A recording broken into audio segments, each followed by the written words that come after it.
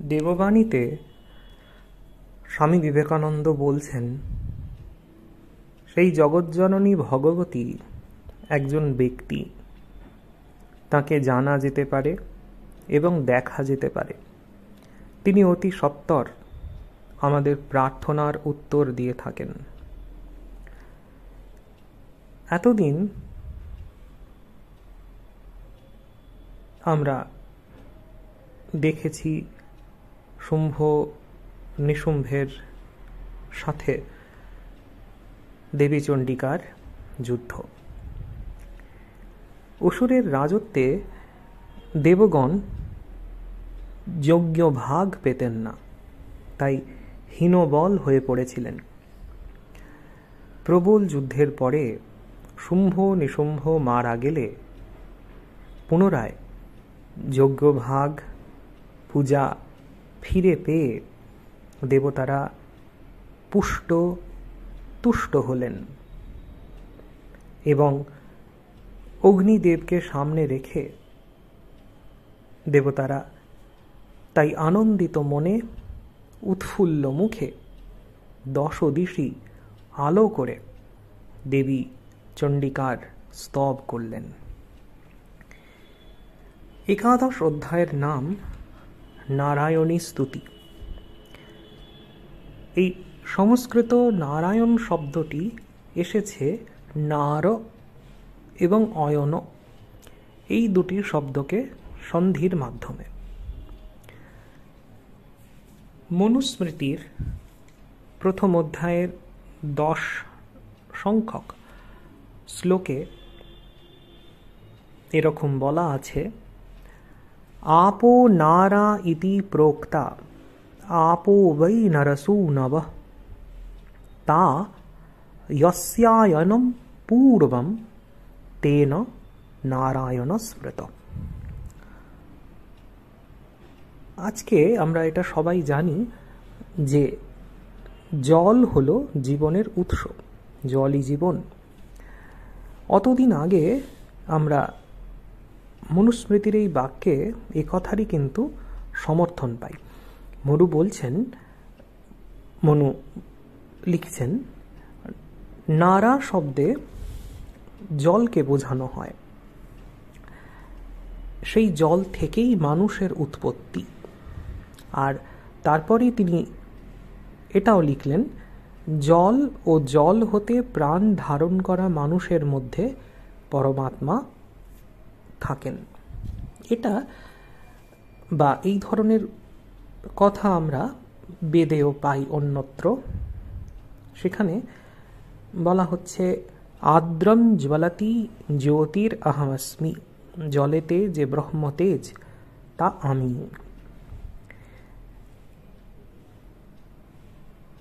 অয়ন মানে আশ্রয় ও গতি দুই বোঝায়। যেমন উত্তর যুক্ত অয়ন, উত্তরায়ণ।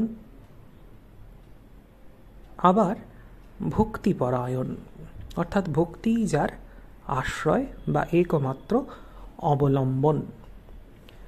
এই নারায়ণী স্তুতিতেও আমরা পাব, শরণাগত দীনার্ত পরিত্রাণপরায়ণে। পরিত্রাণ বা মুক্তির যিনি চিরঠিকানা। তাহলে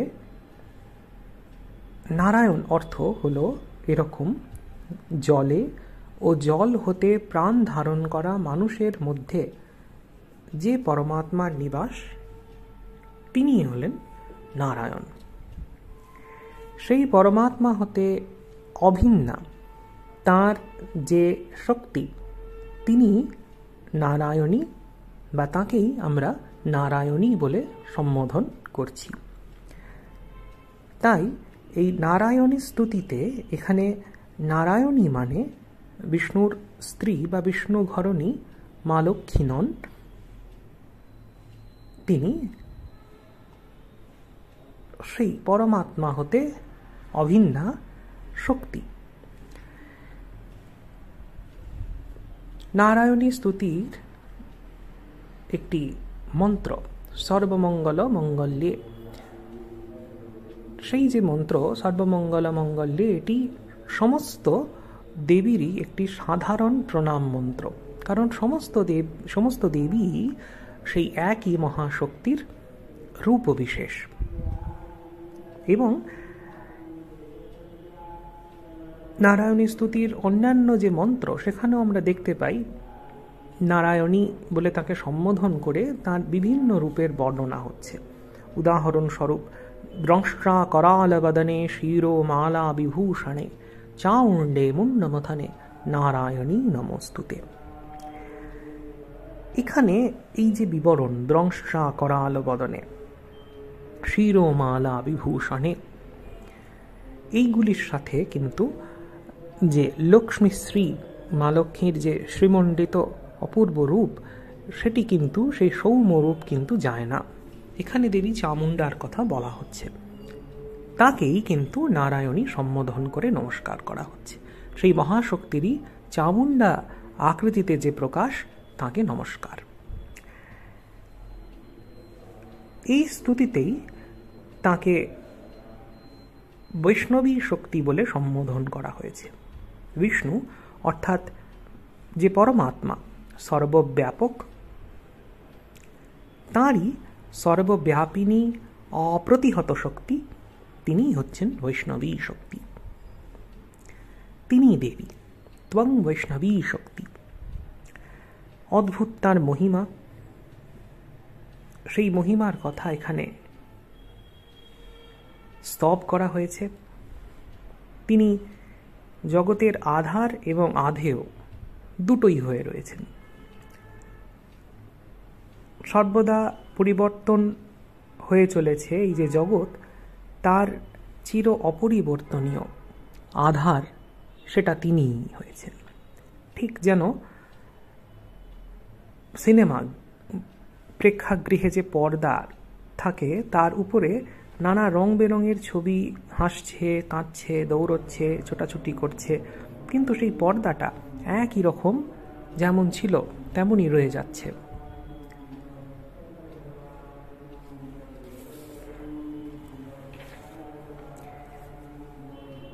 এই নারায়ণী স্তুতিতে আরও বলা হয়েছে যে মাটিতে পা রেখে আমরা দাঁড়িয়ে থাকি, চলি, সে মাটিও তিনি।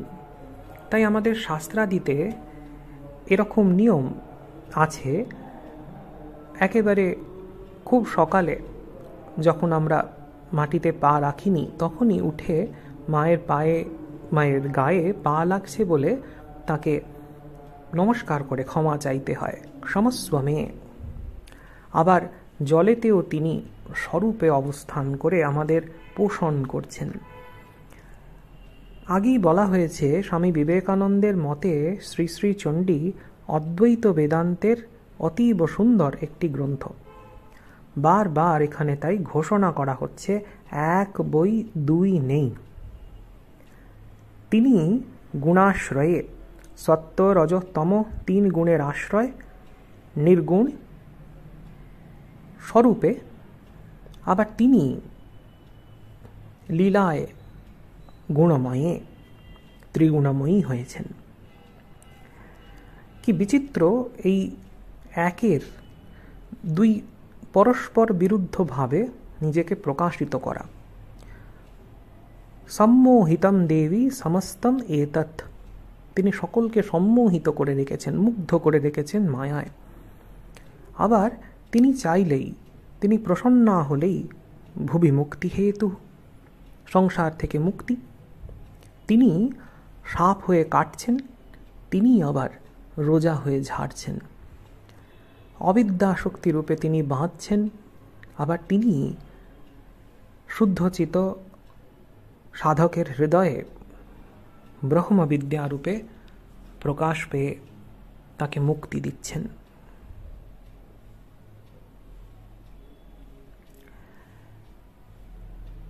সেই দেবী আবার এই জগতে সব দিকে ব্যাপ্ত হয়ে রয়েছেন। তৎসৃষ্ট্বা তদেবানুপ্রাবিশৎ, তিনি বিশ্ব প্রকাশিত করে তার মধ্যে যেন অনুপ্রবিষ্ট হয়ে রয়েছেন। ভেতরে বাইরে সেই এক তিনি, সর্বভূতা বিশ্বাত্মিকা দেবী। আবার সেই তিনি সমস্ত মেয়ের মধ্যে, প্রত্যেক নারী, জাতি, ধর্ম, বর্ণ নির্বিশেষে প্রত্যেক মেয়ে, প্রত্যেক নারী সেই আদ্যা শক্তির এক একটি আকৃতি। সেই দেবী আমাদের মধ্যে বুদ্ধি শক্তিরূপে বিরাজিতা। সেই বুদ্ধির প্রকাশে, বুদ্ধির পরিচালনায় আমরা কাজ করে চলি এবং ভোগ অথবা মুক্তি ফল সময়ে প্রাপ্ত হই। আসলে তাও তিনিই আমাদের দেন। দেবী যে কেবল জগতের সৃজনকারিণী শক্তি তা নয়, তিনি জগতের পরিণাম ঘটান, রূপান্তর ঘটান। তিনি সময় হয়ে রয়েছেন। আবার সময় ফুরলে তিনি জগৎকে উপরতি নিজের মধ্যে ফিরিয়ে নেন। কালস্য গ্রসনাৎ কালী, সময় সকলকে গ্রাস করে, সময়কে তিনি গ্রাস করেন, খেয়ে ফেলেন। দেবী অমূর্তি, আবার বিশ্বমূর্তি, আবার তিনি ভক্তের প্রয়োজনে নানান রূপে আবির্ভূতা। এই স্তবে তাঁর বিভিন্ন রূপ ও লীলাকে স্মরণ করে প্রণতি জানানো হয়েছে। এই নারায়ণী স্তুতি, তার মধ্যে আমরা দেবীর যেন স্বরূপের সন্ধান আমরা পাচ্ছি। স্বামী বিবেকানন্দ তার অম্বা স্তোত্রে লিখছেন, সন্তানয়ন্তি জলধিম জনি মৃত্যুজালম সম্ভাবয়ন্তি অবিকৃতম বিকৃতম বিভগ্নম यस्या विभूतया इहा अमित शक्तिपाला नाश्रित्य ताम बदकुतः शरणं ब्रजाम। যিনি সেই এক অখণ্ড অবিকৃত অবিভাজ্যকে নানা রূপে বিভগ্ন করে আমাদের সামনে এনেছেন, যিনি যেন জন্ম মৃত্যুর সমুদ্র সৃষ্টি করে রেখেছেন আমাদের সামনে, তাতে আমাদের ডুবিয়ে রেখেছেন, চুবিয়ে রেখেছেন। স্বামীজি প্রশ্ন করছেন, নাশ্রিত্বতাম বদকুতঃ শরণম ব্রজাম। তার আশ্রয় নেওয়া ছাড়া আমাদের আর কি উপায় আছে, তিনি প্রশ্ন করেছেন। আবার এই অম্বা স্তোত্রের একেবারে শেষটিতে স্বামীজি নিজে এই প্রশ্নের উত্তরটিও বলে দিচ্ছেন, সা অম্বা শিবা মম গতিহি সফলে অফলে বা। যাই ঘটুক না কেন, সেই অম্বা জননী, মঙ্গলময়ী সেই জননী, তিনিই আমাদের একমাত্র গতি।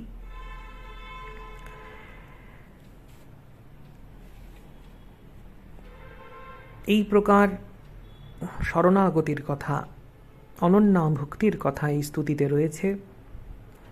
বলা হচ্ছে, রোগান অশেষান অপহংসি তুষ্টা রুষ্টা তু কামান সকলান অভীষ্টান ত্বামাশ্রিতানাম ন বিপন্নরানাম ত্বামাশ্রিতা হি ইয়াশ্রয়তাম প্রয়ান্তি। 21 অগ্রহায়ণ 1336 সাল, বেলুড় মঠ। মহাপুরুষ মহারাজ জনৈক ব্রহ্মচারীকে বলছেন, চণ্ডীতে আছে রোগান অশেষান অপহংসি তুষ্টা ইত্যাদি। অর্থাৎ সেই মহামায়া প্রসন্না হলে অশেষ রোগের নাশ হয়ে যায়। আবার তিনি রুষ্টা হলে নষ্ট হয় সকল বাঞ্ছিত কামনা। তার আশ্রিতগণের বিপদ থাকে না, তারা সকল প্রকার বিপন্মুক্ত হয়ে যায়। আর তাঁর আশ্রিত ও কৃপা প্রাপ্ত মনুষ্যগণ সর্বজীবের আশ্রয়স্থল হয়। তাহা ব্রহ্মস্বরূপ হয়ে সকলের অধিষ্ঠান স্বরূপ হয়।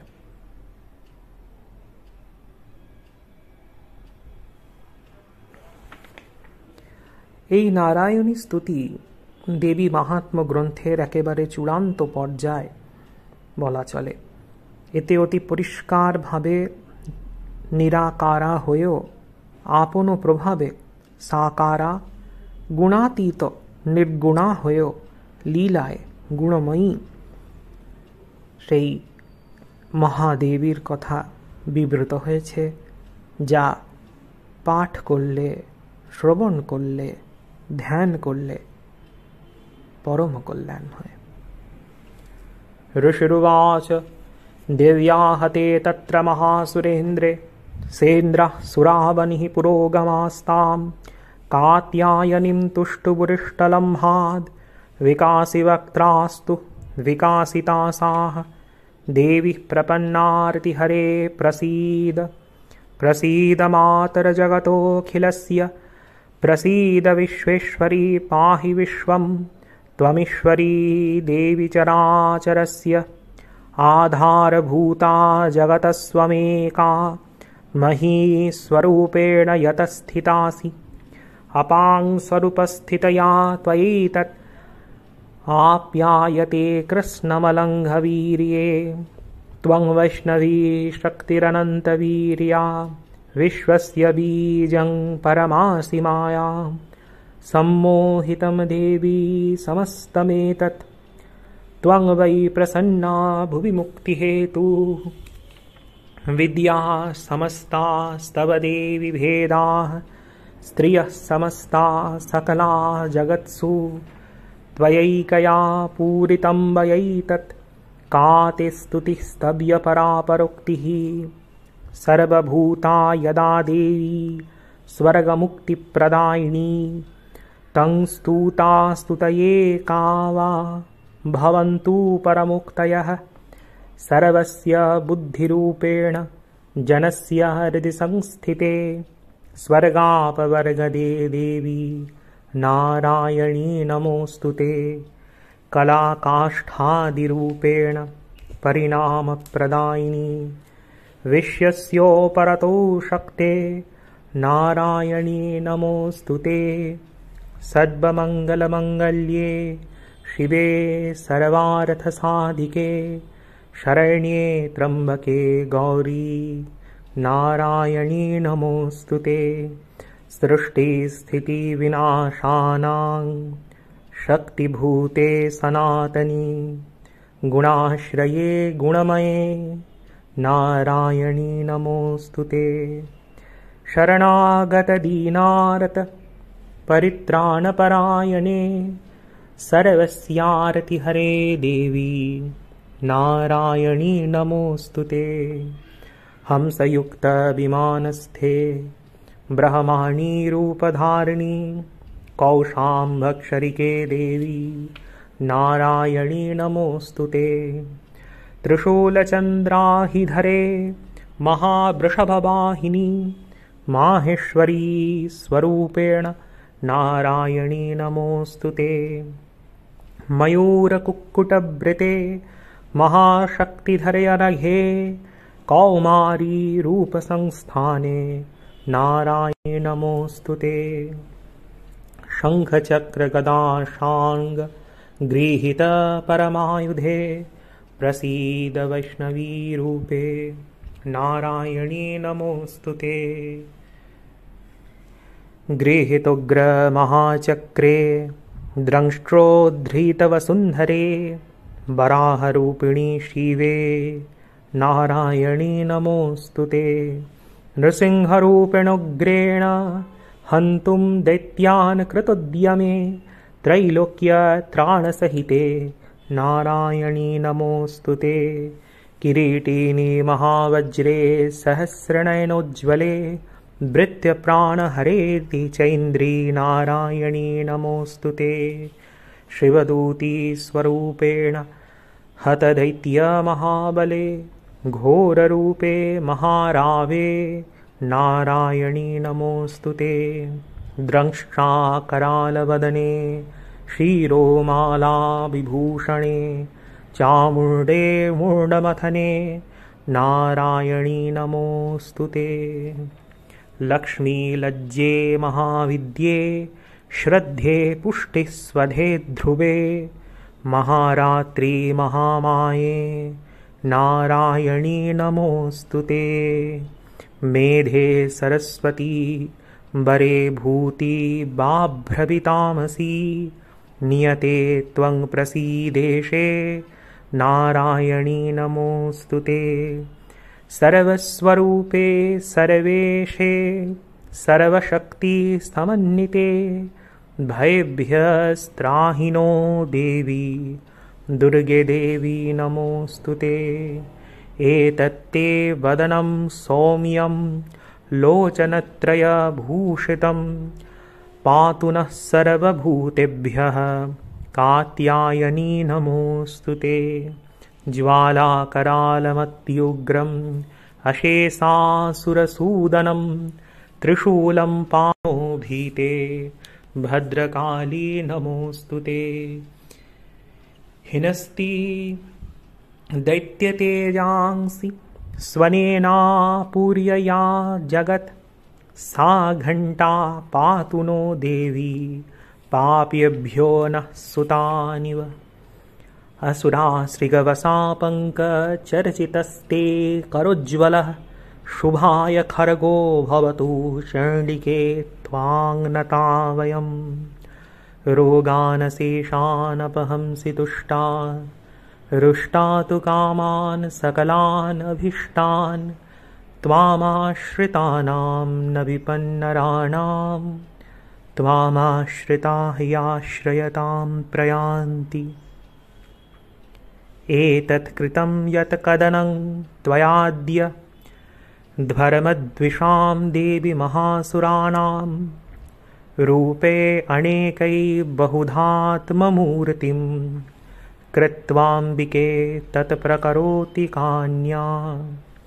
विद्यासु शास्त्रेषु विवेकदीपे स्वाद्येषु वाक्येषु चकातदन्या। ममत्वगर्ते अतिमहान्धकारे बिभ्रामयत्येतदतीव विश्वम्। रक्षांसि यत्रोग्रवीशाश्च नागा यत्रारयो दस्युबलानि यत्र दावानलो यत्र तथाब्धिमध्ये तत्र स्थिता तं परिपासि विश्वम्। विश्वेश्वरी तं परिपासि विश्वम् विश्वात्मिका धारयसीति विश्वम्। विश्वेशवन्द्या भवती भवन्ति विश्वाश्रया ये त्वयि भक्तिनम्राः। देवी प्रसीद परिपालय नोरिभीतेः नित्यं यथासुरवधाधुनैव सद्यः। पापानि सद्वजगताञ्च समग्नयाशु उत्पातपाकजनितांश्च महोपसर्गान्। प्रणतानां प्रसीद त्वं देवी विश्वारतिहारिणी त्रैलोक्यवासिनामीड्ये लोकानां वरदा भव। प्रणतानां प्रसीद तं देवी विश्वारतिहारिणी त्रैलोक्यवासिनामीड्ये लोकानां वरदा भव।